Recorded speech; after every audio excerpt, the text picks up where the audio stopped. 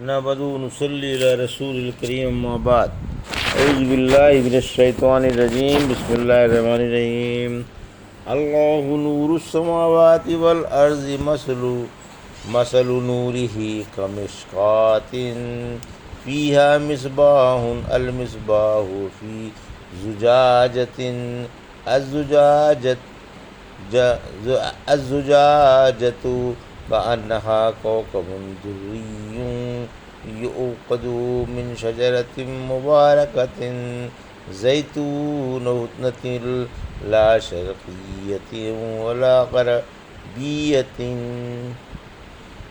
يكاد زيتها يضيء ولو لم تمسسه نار نور على نور يهدي الله لنوره من يشاء ويضرب الله الأمثال للناس والله بكل شيء عليم۔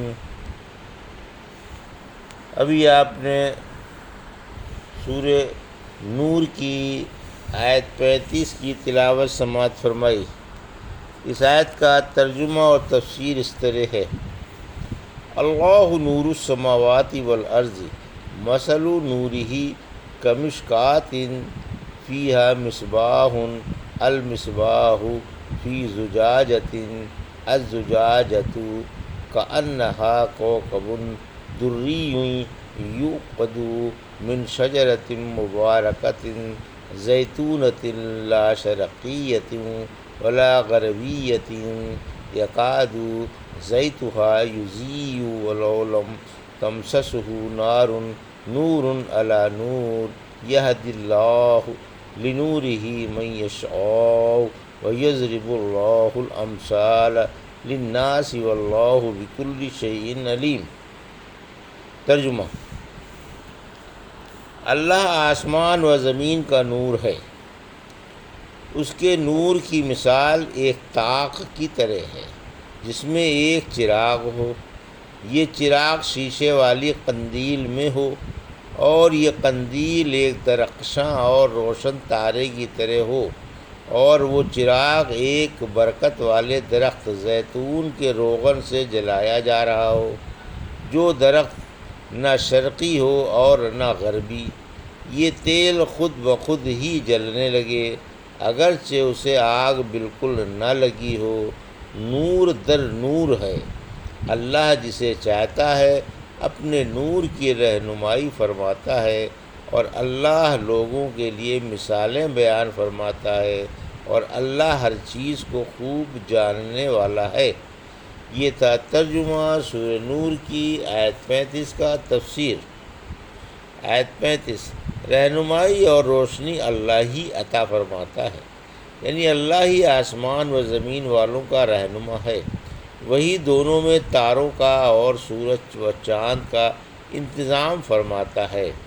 یہ مومن کی مثال ہے جس کے دل میں حق تعالیٰ نے ایمان و قرآن کی دولت ودیعت فرمائی ہے، پس دراصل اللہ ہی کے نور سے آسمان و زمین روشن ہے۔ طائف والوں نے جب آپ کو بے حد ستایا تو آپ نے دعا مانگی جس میں یہ الفاظ بھی ہیں کہ اے رب، میں تیری ذات اقدس کی روشنی سے، جس سے اندھیرے بھی جگمگا اٹھتے ہیں اور جس پر دنیا اور آخرت کی صلاحیت موقوف ہے، اس بات سے پناہ چاہتا ہوں کہ مجھ پر تیرا غضب نازل ہو یا تیری ناراضگی اترے۔ تیرے ہی لیے اطاعت ہے جب تک تو راضی نہ ہو جائے، اور ہر طرح کی قوت و طاقت اللہ ہی کے ساتھ ہے۔ رحمت عالم صلی اللہ علیہ وسلم جب رات کو تہجد کے لیے اٹھتے تو یہ دعا پڑھتے: اے اللہ، تیری ہی تعریفیں ہیں، تو آسمان و زمین کا اور ان میں رہنے والوں کا نور ہے۔ تو ہی آسمان و زمین کا اور ان میں رہنے والوں کا سنبھالنے والا ہے۔ ابن مسعود: تمہارے رب کے پاس رات اور دن نہیں ہے، اس کے چہرے انور کے نور سے عرش بھی منور ہے۔ مومن کے دل کی مثال: مثل نور، یعنی مومن کے دل میں اللہ کی ہدایت کی مثال طاق میں رکھے ہوئے ایک چراغ کی طرح ہے، یا مومن کے دل کے نور کی مثال طاق میں رکھے ہوئے ایک چراغ کی طرح ہے۔ حق تعالیٰ نے مومن کے دل کو اور اس کی فطری ہدایت کو اور قرآنی تعلیمات کو جو اس کے عین فطرت کے مطابق ہے تشبیہ دی ہے، جیسا کہ دوسری جگہ فرمایا سورہ ہود کی آیت 17 میں، پھر کیا جو اپنے رب کی طرف والی دلیل پر ہو اور ساتھ ساتھ شاہد بھی لیے ہوئے ہو۔ مومن کے دل کو اس کی ذاتی صفائی میں قندیل سے تشبیہ دی اور قرآنی اور شرعی تعلیمات کو جو اس کے اندر بھرپور ہیں صاف و شفاف عمدہ زیتون کے نتھرے ہوئے تیل سے جو چمکدار و معتدل ہے اور جس میں گدلا پن نہیں ہے، مشکات و طاق جس میں چراغ رکھا جاتا ہے، اور مصباح روشن چراغ کو کہتے ہیں۔ یہودیوں نے رحمت عالم صلی اللہ علیہ وسلم سے پوچھا، بھلا آسمان سے اللہ کا نور آسمانوں کے حائل ہونے کے ساتھ ساتھ تم تک کیسے پہنچ سکتا ہے؟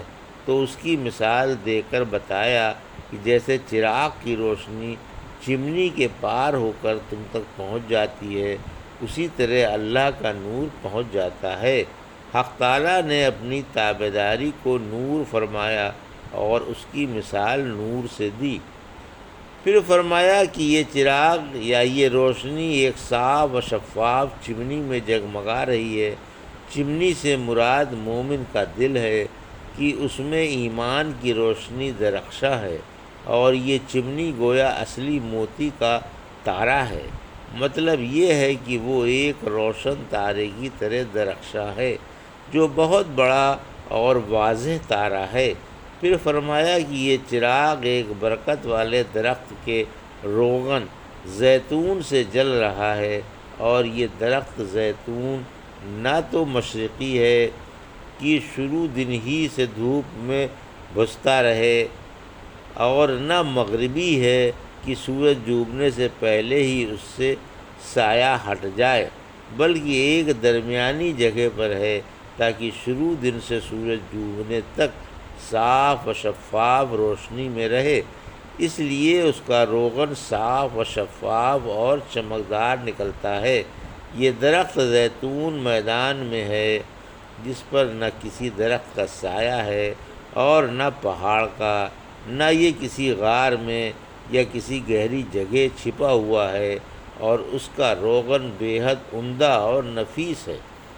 پھر فرمایا کہ ایسا معلوم ہوتا ہے کہ بلا آگ ہی جل اٹھے گا، یعنی روغن زیتون کی چمک کی روشنی ہی سے جل اٹھے گا۔ پھر فرمایا کہ نور پر نور ہے، یعنی ایمان پر عمل سونے پر سہاگا ہے۔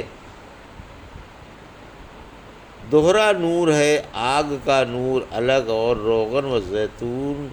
روغن زیتون کا نور الگ، اس لیے نور پر نور ہے۔ پھر فرمایا کہ اللہ جسے چاہتا ہے اپنے نور کی ہدایت دے دیتا ہے، یعنی جس کو وہ چنتا ہے ہدایت کی توفیق عطا فرما دیتا ہے۔ رحمت عالم صلی اللہ علیہ وسلم نے فرمایا کہ حق تعالیٰ نے اپنی مخلوق اندھیرے میں پیدا کی، پھر ایک دن اس پر اپنا نور ڈالا۔ اس دن جس پر اس کا نور پڑ گیا وہ دنیا میں آ کر ہدایت پا گیا، اور جس پر نہیں پڑا وہ گمراہ ہو گیا۔ اسی وجہ سے میں کہتا ہوں کہ اللہ کے علم کے مطابق قلم لکھ کر خشک ہو چکا۔ پھر فرمایا کہ اللہ لوگوں کو مثالیں دے دے کر سمجھاتا ہے، اور وہ ہر چیز اچھی طرح سے جانتا ہے۔